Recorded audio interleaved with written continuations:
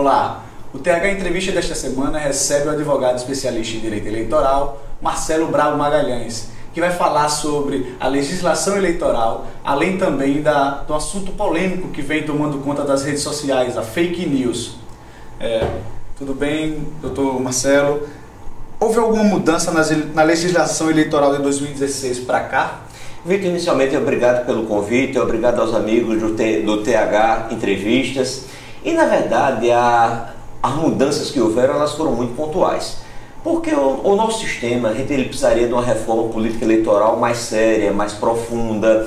E eu vou mais além. Hoje eu sou um defensor incondicional de que nós possamos ter um legislador exclusivo, para que a gente possa realmente ter uma legislação aprofundada. Até porque quem se encontra no Congresso Nacional certamente não vai legislar contra seus interesses. As mudanças que houveram foi confirmando o fim do financiamento público de campanha, algumas mudanças pontuais, como na fake news, mas que na verdade é só quanto à criminalização, até porque a fake news sempre existiu. Nada que altere substancialmente nosso sistema eleitoral. Nós vamos continuar tendo a mesma eleição, nós vamos continuar tendo os mesmos problemas e com uma situação pior ainda, porque hoje nós vivemos um momento de ativismo judicial. O direito hoje é o que o Supremo Tribunal diz que é o que o julgador diz que é. E principalmente numa justiça emprestada como a justiça eleitoral, que ela muda a cada 2 anos, até que os mandatos são 2 anos. Um tema até citado pelo advogado, com o fim do financiamento privado, a tendência é de que tenhamos campanhas mais baratas, mas com isso pode fazer com que o Caixa 2 aumente? Olha, Vitor, eu não acredito que nós vamos ter campanhas mais baratas. Eu não deixaria de ter o financiamento privado. Eu acho que isso é um retrocesso. Agora, eu regulamentava o financiamento privado. Nos Estados Unidos hoje, a empresa que financia um eventual político, ela pode participar do seu governo, ela vai ter o seu quinhão, inclusive dispensada de uma licitação. Agora, desde que ela garanta preço e qualidade. E é uma situação, inclusive, que nós temos um promotor aqui em Alagoas, o doutor Marcos Rômulo, que tem essa ideia da crítica à Lei 8666, que é a lei das licitações, e que a gente precisa repensar o nosso sistema. Porque o fato de você não ter o financiamento privado, esse financiamento é o formal. Não significa que ele não vai continuar acontecendo, só que de fato. Entendi. Quais são as expectativas para as eleições deste ano? Olha, a tendência natural, Vitor, se a gente observar o momento político do Brasil, o momento político de Alagoas, é de uma grande abstenção. Isso nos entristece. Agora, não acredito que nós vamos ter golpe, não acredito que nós vamos voltar à ditadura, que vai acontecer, como a gente tem recebido nas redes sociais, a possibilidade da não realização das eleições. Eu acho que mesmo que não sejam boas eleições, que não tenhamos a renovação esperada, que nós não tenhamos melhores representantes, mas eleição tem que haver. Certo ou errado, é um momento evolutivo. Nós vivemos num país ainda relativamente muito novo, que é de 1500. Nós temos uma Constituição mais nova ainda, que é de 1988. E isso é um amadurecimento natural. Agora a gente espera realmente que o Brasil saia maior, que a classe política saia maior e que nós possamos ter um momento de maior tranquilidade no Brasil, sem tanta alteração, não apenas política, mas principalmente econômica, que todos nós dependemos disso. Como é que o senhor avalia uma possível reforma política que vem muitas vezes sendo discutida dentro do Congresso Nacional? Vitor, eu sou crítico total, até porque para mim, se for para ter uma reforma política eleitoral, você tem que partir inicialmente pelo fortalecimento dos partidos políticos, que hoje infelizmente são siglas de aluguel. Os partidos não representam o seu ideário, representam a vontade do mandatário de plantão, do seu cacique. Eu acho que nós precisamos sim ter uma reforma política eleitoral aprofundada. Mas a cada dia me convenço mais que para ter uma reforma política séria, nós tenhamos que ter um legislador exclusivo, um constituinte exclusivo, porque ninguém vai legislar certamente contra os seus interesses. Como seria esse legislador exclusivo? Explique mais, melhor. Como nós tivemos a Constituição, as pessoas vão ser eleitas sabendo qual a sua finalidade, qual a sua missão. Isso certamente traria para todos nós um grande benefício. Porque tem algumas coisas que nós não conseguimos mudar. Nós temos uma grande quantidade de partidos políticos. Alguns, inclusive, que você não sabe qual o ideário. Nós não temos os partidos políticos fortalecidos. Nós não temos hoje uma responsabilidade, inclusive, do mandatário de cumprir o que ele fez na campanha. Nos Estados Unidos tem uma possibilidade daquele que não cumpre o que ele faz o que ele apresenta quando a campanha deve ser retirado do poder. Então nós precisamos enfrentar alguns temas. O próprio financiamento público de campanha eu não sou contra, eu acho que ele minora a situação, mas tem que ser aprofundado, não pode implementar apenas por implementar. A gente tem que implementar e ver as consequências. E nada melhor que essa análise seja feita por uma pessoa que não tem a pretensão de estar no poder, ela sabe que ela vai com aquela missão específica. Entendi.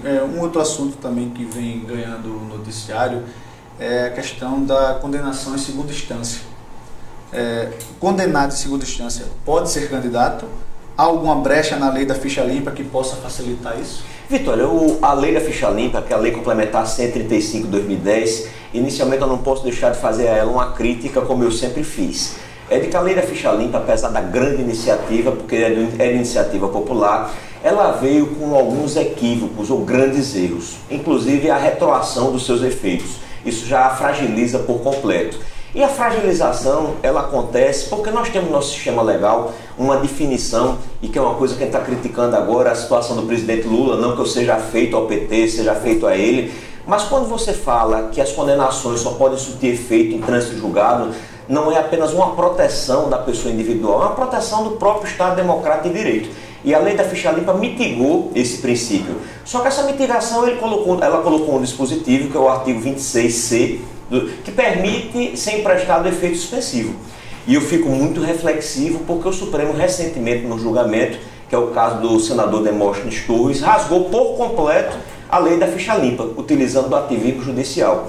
E me traz algumas ponderações. A primeira, que a gente está no momento que a gente vive do ativismo judicial. A segunda, que o Supremo está inclusive julgando situações que seriam de caráter político, que não poderia se miscuir no caráter político.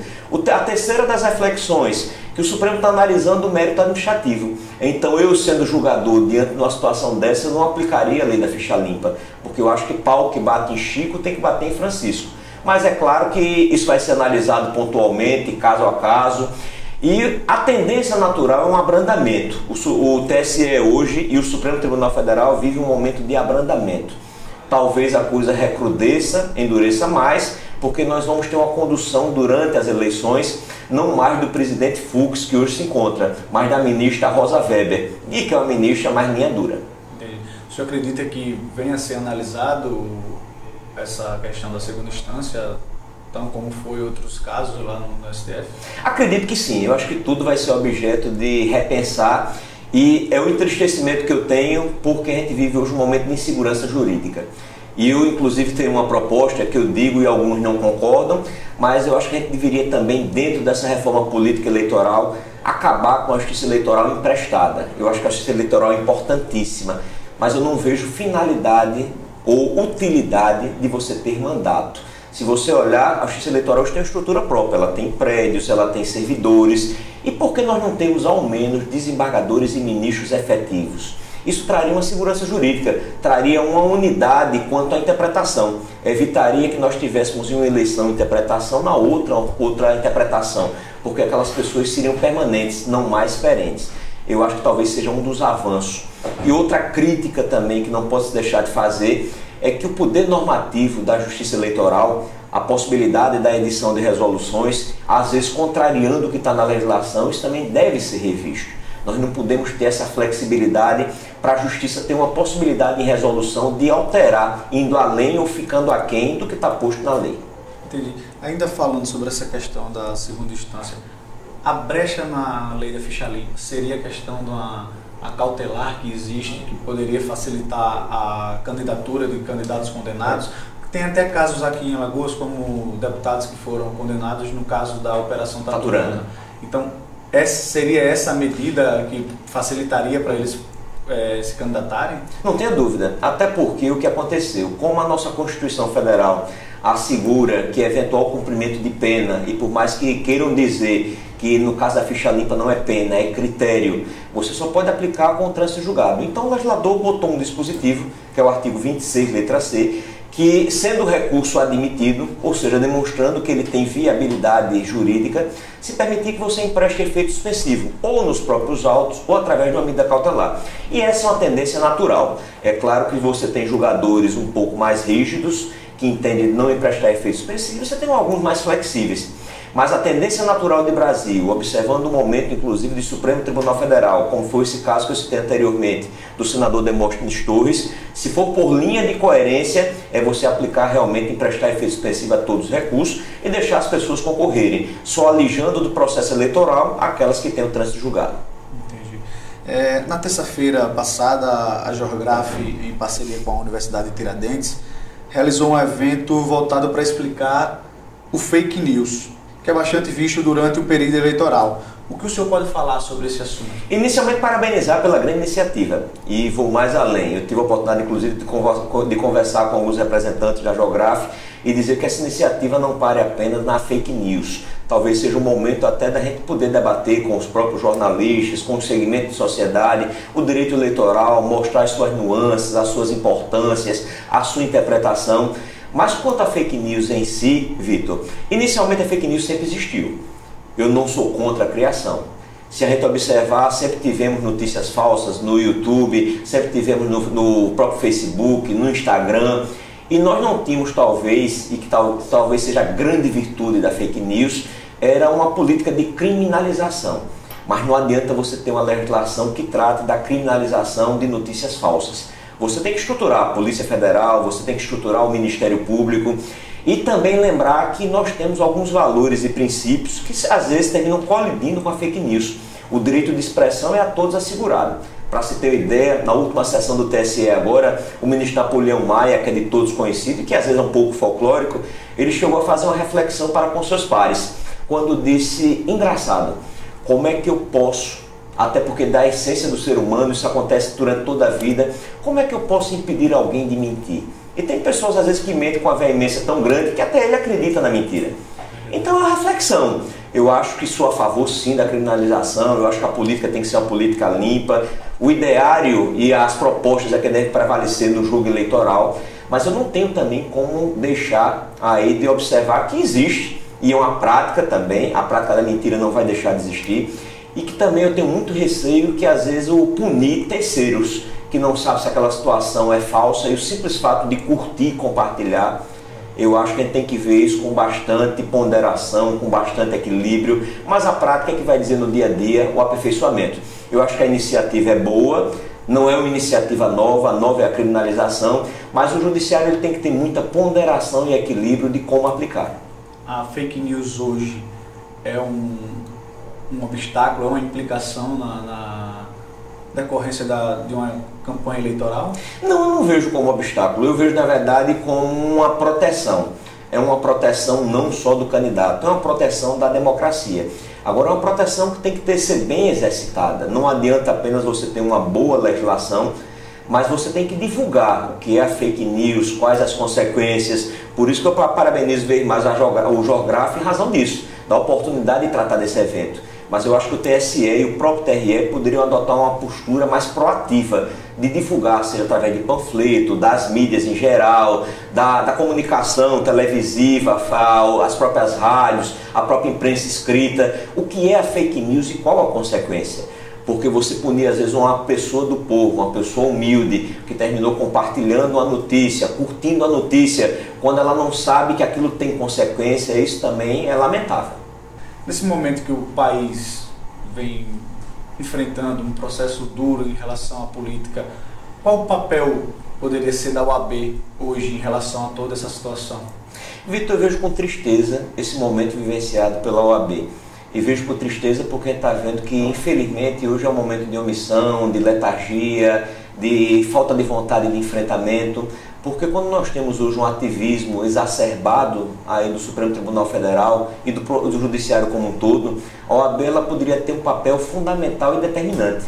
Não apenas de firmar a defesa incondicional da Constituição, a defesa incondicional dos princípios e das prerrogativas. Até porque o bem maior que nós temos na vida é a liberdade. E no momento que a OAB silencia, no momento que a OAB não enfrenta, isso traz consequências não apenas para a OAB e os advogados, mas para toda a sociedade. Eu vejo com tristeza e eu espero que a OAB possa realmente renascer, viver os seus momentos de glória, de enfrentamento, de participação decisiva, como foi da redemocratização. Uma OAB calada é uma sociedade calada. Eu espero sim que a gente possa evoluir. E espero que a gente possa ter uma oportunidade, até que vão ter eleições em novembro, de ter essa reflexão, não apenas nacionalmente, mas localmente também. De ter pessoas comprometidas com coragem para poder auxiliar o Brasil a sair desse momento de limbo que vive. O TH Entrevista desta semana vai chegando ao fim. Quero agradecer ao Dr. Marcelo Bravo por toda a atenção e deixar o espaço aberto para as últimas declarações do advogado. Vitor, eu que tenho que agradecer, dizer que é um momento ímpar na democracia e dizer às pessoas que não deixem de acreditar nas urnas, não deixem de acreditar no direito, que voto não tem preço, voto tem consequência. Essa foi a melhor das campanhas que eu vi até hoje da Justiça Eleitoral. E dizer às pessoas que a gente só pode mudar o estado de coisa que hoje se encontra, se a gente se encontra insatisfeito, se a gente puder votar. O nosso sistema, ele diz que o voto é obrigatório, mas eu acho que a obrigatoriedade do voto não deve ser apenas pela circunstância de constar em lei, mas é, na verdade, uma situação íntima de cada um, de querer melhorar a realidade em que se vive. E essa é a mensagem que eu gostaria de deixar para todos que estão agora nos vendo e dizer que a gente não pode nunca perder a esperança. Mesmo que vivamos atualmente momentos de dificuldade, vamos torcer e colaborar para que a coisa possa melhorar e que venhamos aí pela frente com dias melhores. Obrigado novamente e até a próxima semana.